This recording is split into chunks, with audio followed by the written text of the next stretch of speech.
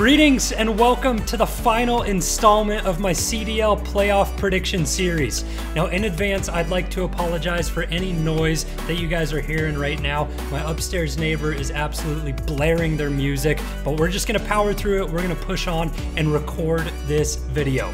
Now I'm recording this after day 2 of the playoffs already. So with that being said, some of my predictions have already been wrong. So I'm going to adjust for what the matches will most likely already be and predict for the rest of the playoffs through championship weekend. And we're gonna crown our first ever CDL champion. Now, it's been a wild ride so far, with players getting hit offline to crazy finishes, insane comebacks, but without further ado, let's jump right into it. Now, one of the first matches we're going with is one that I actually had set up correctly. It's the Subliners versus the Royal Ravens. Now, the series history between these two, the Royal Ravens have the edge 3-1, but 2 of these wins came before Mac was a part of the Subliners. And these are the 5 and 6 seed from the CDL regular season, so you can expect some fireworks. Starting off with keys to the match for the Subliners, I think they have to win the respawns and don't let this go to a 5th map. The Royal Ravens are a better search and destroy team in my opinion, so I think if the Subliners can take the respawns with the hardpoint domination and maybe sneak in the 2nd map S&D, they have a good shot. Next up, Mac and Accuracy have to outplay the twin powerful duo of Wuskin and Scraps. Mac and Accuracy have already been dominant so far throughout this tournament, and Accuracy has been one of those guys who's rise to the occasion, so if he can knock off the twins, I think they're in good shape. Lastly, I think the Subliners have to play methodically, slow down your pace, make smart decisions, and you have a good shot in this series. Next up, the keys for the Royal Ravens. They have to play fundamental and search and destroy. Like I said, if this goes 5 maps, I think the Royal Ravens have a shot to win it because in my opinion, they're a better search and destroy team. For the Royal Ravens though, they have to win a hard point. This is a mode that the Subliners are notorious for being very good at, so the Royal Ravens have to step up with their respawn in this situation and be able to take either the 1st map of the hard point or the 4th one. Lastly, the dynamic duo of the twin brothers, they are the backbone of this team. They have to be the ones to set the tone, and the energy for this whole squad has to come from them. I know that Zero got hit offline in their first match against the Ultra, and it caused an uproar throughout the community, and this team is playing with a chip on their shoulder, so they have to get composed and battle that big problem that they ran into. If they can do that, they have a good chance, but ultimately, I think the Subliners take this series 3 maps to 1. Next up on the docket, the Mutineers are set to face off against Optic Gaming Los Angeles. Now, Florida lost their first series of champs to the Toronto Ultra 3 maps to 1, and it was a crazy finish. 250 to 249 on the 4th map. Hardpoint is where they dropped it. But now we got to look at their keys to the match against Optic Gaming Los Angeles. And I think one of the biggest thing is that the route man gets paid. And in this situation, I think Havoc will be the route man for the team. Look for him to open up the big plays in respawn. Look for him to sneak around, hit the flank, open and break into hills, and that's going to be a key factor for the Mutineers to win. Next up, I think Skies has to hammer Slasher. We know Slasher is a world champion, and Skies has the 2nd best KD in the Call of Duty League. These two are going to go head to head. Skies, if you win that matchup, you win the series. Lastly, the Mutineers have to play their game in search and destroy. They have notoriously good players at S&D, like players like Havoc and also Pharaoh and Frosty. So if they can clutch up in the S&D, just play their game, they're going to win this series. Next up for OGLA, I think they have to stay fundamental. If they overextend and take too many risks, it could lead to blowouts in the respawns. You have to listen to Slasher. He is the world champion of this team. He is the leader. You have a lot of youth surrounding him. If you listen to him, he'll put you in a good spot. Lastly, I think that OGLA has to tighten up their search and destroy. We saw Dashy have to sub in the crazy map 5, and he was able to play fairly well to win the series that OGLA won in the 1st round to get them to this point. So I think something important, tighten up that search and destroy, because the Mutineers they're a great team at it. If you do that, you have a good shot, but ultimately, I have Florida taking this series 3-1. The next match up will be the Toronto Ultra taking on the Subliners. Now we know the Ultra won 3-1 against the Mutineers on the second day of the playoffs, but I predict that they will lose to the Empire, which puts them in this loser's bracket situation against New York. Now, keys to the match for the Ultra, Kleenex has to take over. He has been popping off the first couple days of Chance, and I think if he continues this trend, him and Cammy, if they can kind of be a dynamic duo, they'll be set in a good spot. Next, Bance has to make his presence known. He's kind of the quiet guy for this team who, if he has a good map, you kind of shrug it off and don't see it too well. If he makes a powerful punch in this series, they'll have a great chance to win it. And lastly, you have to play full of confidence. You won the final home series of the season. You won the first 2 matches of the playoffs. If you do this, then you're in great shape to win it. As for the Subliners, I think they have to make championship plays in hardpoint. So far, the Ultra have been great in the respawns for this tournament, so the Subliners are going to have to find a place where they can pick apart the Ultra in the hardpoint. If they can make big plays, maybe take a couple risks, I think it will set them up to do that.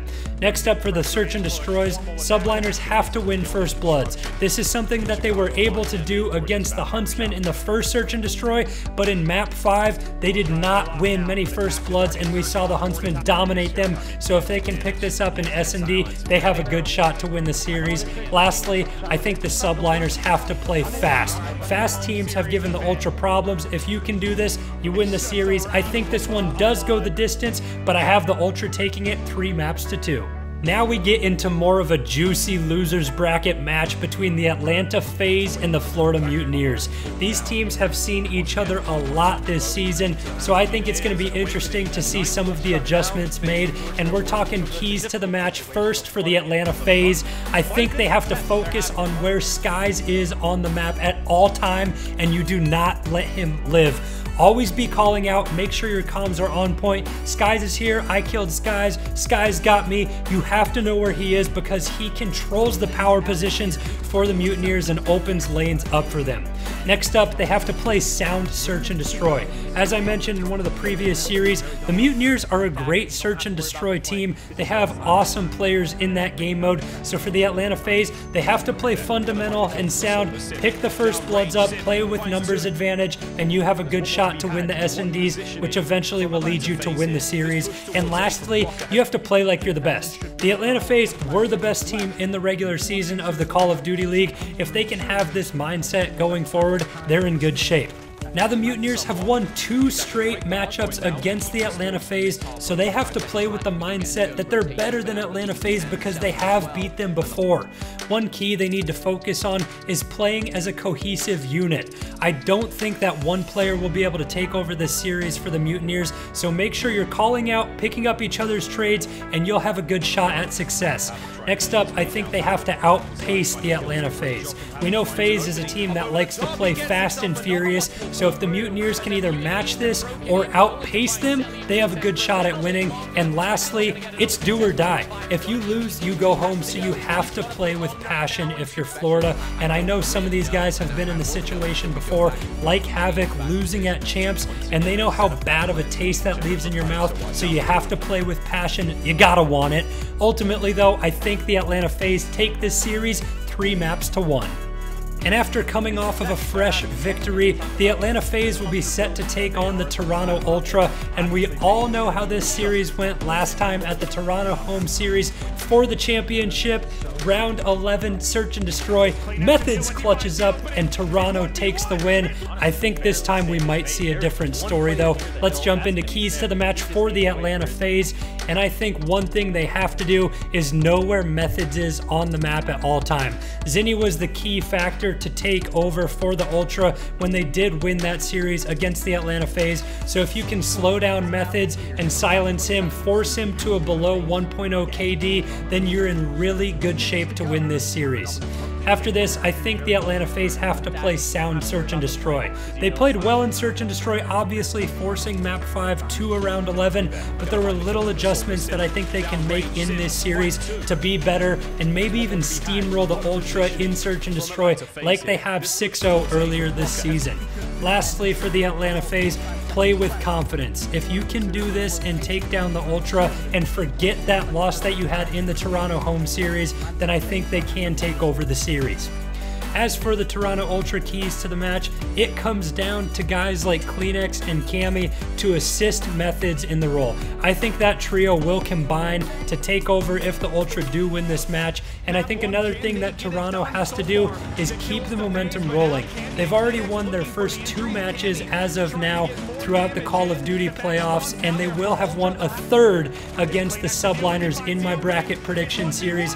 That's 3 in a row, plus the home series win over the Atlanta FaZe. If you play with that kind of confidence and keep it snowballing, you have a good chance to take down Atlanta FaZe and end their playoff hopes. Confidence is key. I think if the Ultra do it, they have a shot, but at the end of the day, I see this one going 5 maps again, but a different result. I have the Atlanta FaZe taking it 3 maps to 2. Now, with the way the winner's bracket has played out, it sets us up for a beautiful rivalry match between the Chicago Huntsmen and the Dallas Empire. There are so many storylines in this match. The biggest one, though, is Scump and Formal, obviously former teammates with Crim6, and all the drama at the beginning of the Call of Duty League with Crim6 releasing his announcement video of joining the Empire and the famous quote, "I will never forgive and I will never forget," and all the jokes that Scump and Formal made about that and the memes that came with it. But there will be some rivalries between Clayster, Crim6, Scump, and Formal in this series, and I can't wait for it. Time to jump into keys to the match, starting with the Chicago Huntsmen. One thing they have to do is stay composed in this rivalry match. Sometimes that can get to your head and you can start ego challenging things that you shouldn't be challenging when you aren't warmed up yet. So if they can stay composed and start to play fundamentally, I think that'll be good to get the ball rolling for them. Next up, they have to slow down Shotzzy. Shotzzy is a stud, a former Halo professional, came over to Call of Duty, and he has taken the league by storm. I look to someone like Envoy to kind of win that battle against Shotzzy and slow him down, but it's really going to be a team performance for the Huntsmen. Lastly, I think T2P needs to play with a lot of energy, and the team as a whole needs to play with energy and focus all of that into the search and destroy. I can see this one going the distance, being a 5-map finish, so channel all those positive vibes, the gas, and the energy to that map 5 search and destroy and see if you can win it. Now the keys for the Dallas Empire, it starts with Shotzzy. I mentioned he's been a stud all season long throughout the Call of Duty League, and he leads this team in the objective modes, 1 minute and 5 seconds hill time and hardpoint, and over 6 flag captures a match in domination.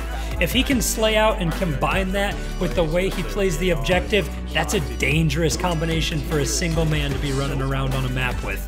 Next up, I think you look to Clay and Crim to embrace the rivalry and all the drama that will be in this series. I know you aren't on LAN, it's online, but you can still get fired up and gas each other up. So if they play with a chip on their shoulder because of Scump and Formal, that's good news for the Empire. Lastly, same thing for the Huntsmen. I think the Empire have to not get too excited about this matchup. Stay composed and play your game. Don't ego chow stuff that you don't need to. Play your strategies. You've been scrimming them all season long. You know what the other team is going to do. Stick to the game plan, stick to the fundamentals. That's something I think both teams need to do, but ultimately I have the Huntsmen winning on the 5th map, search and destroy, 3-2 the series final here. And with the Empire coming off of a loss to the Huntsmen, they'll be set to take on the Atlanta FaZe, and FaZe are 5-1 against the Empire this season, so something needs to change for Dallas, and here are their keys to the match. I think that they need to slow down the Atlanta FaZe in respawns. This is something where FaZe builds their momentum and energy. They just start running around the map, slaying out, breaking hills, even if Empire is set up already, and that's kind of how Atlanta FaZe plays the respawns. So if the Empire can slow them down, I think they have a good shot to take a hard point in domination. Next up, I think you have to rely on Shotzzy for the 2nd straight series. He's just such a stud, and he can go tit for tat against some people like Simp and Celium, and I think that's what he will have to do in this match. So you're looking to a guy who it's his first year in Call of Duty to be the key to the match. Lastly, forget about the regular season. I know you lost 5-1 in the series history against the Atlanta FaZe, but it's champs time, it's playoffs time. Focus up.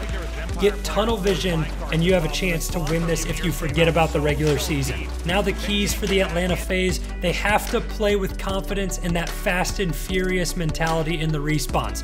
We've seen them do it all season long, where they've been playing behind in respawns and just start to break hills that should not be broken, like P2 on Hackney Yard, and that is where they build the snowball effect, get the momentum rolling, and just take over a map. The next thing they have to do is embrace the pressure. Clutch moments are going to arise in this situation. You have to win your 1v1s and you have to clutch up. Lastly, I see the battle of the series clear in my head as being Simp versus Shotzzy. These two are young guns who are absolute studs at the video game, and I think that they're going to have a lot of one-on-ones throughout the series, so whoever wins those gets the advantage. If Simp does it, which I think he will, I have the Atlanta FaZe winning 3 maps to 2. Now it's time for the grand finals, the championship match, and to crown our first ever Call of Duty League champion, and you couldn't ask for a better matchup in my opinion than between the Chicago Huntsmen and Atlanta FaZe. We know how the story went in the regular season between these two, where the Huntsmen 3-0'd the Atlanta FaZe, and then in my bracket prediction I have the Huntsmen beating the Atlanta FaZe 3 maps to 2, so this will be an insane one going back and forth between these two. And you have to remember, it's not your traditional series where, as in previous champs, since the Atlanta FaZe are coming from the losers bracket, they get to reset a second best of 5. No. This is one best of 9 series where the Huntsmen have a 1-0 advantage. I really don't think it's that big of a deal, and it's going to be a close one in my opinion. Now, keys to the match for the Atlanta FaZe. I think you have to knock Scump and Formal out of their rhythm early on in this series. We've seen these two in the past. When they get uncomfortable in a series, it can be hard not only for them to recover, but for their teams to recover. So if Atlanta FaZe can disrupt T2P early on, they have a good shot at building a good series lead and building back from that 1-0 deficit that they face early on. Next up, respawns are the key. We've seen the Huntsmen been so good all season long, and then we've seen them lose both hard points to the Subliners earlier in this tournament. So I think if the FaZe focus up on the respawns, they have a good shot at winning this series. But at the end of the day, you have to clutch up in the Search and Destroy. Search and Destroy wins championships. We know it. It's what the biggest moments are made of. The biggest casting calls, they are made in Search and Destroy, and you can only expect this one to go to a round 11. So the FaZe have to be prepared for that clutch moment, round 11, to be able to win this series. Now it's time to talk keys to the match for the Chicago Huntsmen, and I'm starting with the king himself. Scump has to perform in the championship setting. You know he always turns up a little bit more when champs time has come around, as we already saw in the first round against the Subliners, where he went 12-3 in the map 5 Search and Destroy. If you can get a huge performance out of Scump and gas him up for the series, he will take over. You don't have to worry about anybody else. He will start ego challenging, he will win those challenges, and he will give the whole team gas, and he will spread the wealth. Everyone will get hyped up, and you're in a good spot in that situation. Following this, I think Pristini and Arcides, they have to be a duo. Channel that twin mentality and the twin power and battle every map like it's your last. These are two of the most passionate Call of Duty players I've ever seen in my life. If they can keep that passion going, where it's either tears or full-on excitement, channel that for better and have a great series, that puts the Huntsmen in a good spot. And lastly, I've talked about him throughout all of the Call of Duty League playoffs. Envoy, he's gonna step up. He's going to play huge. He is disgusting at Call of Duty. He's one of the most versatile players. It doesn't matter if he has an assault rifle in his hand, a submachine gun in his hand, he can take over a map. And I think all of these keys to the match will align for the Chicago Huntsmen. And I think it does come down to that final Search and Destroy. What a way to end it. But 5-4, I have the Chicago Huntsmen being the first ever Call of Duty League champions. Thank you so much, everyone, from the bottom of my heart for following along with this playoff prediction series. It means the world to me. Make sure you subscribe to my YouTube channel, follow me on Twitter at zhack16, and like and comment on this video. Throughout the off season, I'm not taking my foot off the gas. I'm going to continue creating content surrounding the Call of Duty League, whether it be rumors of 4v4, whether we're going to switch to mouse and keyboard, or roster mania as a whole. I will be following the Call of Duty League. So stay up to date with me to see all of those kinds of things come into video form from me. Thank you so much for the love and support. Once again, Champs has been insane. I've loved the playoffs. It's been a great first year for the Call of Duty League. But for now, for this first season in Call of Duty Modern Warfare, I am signing off. Thank you so much, everyone, for watching. We'll see you next time. Peace.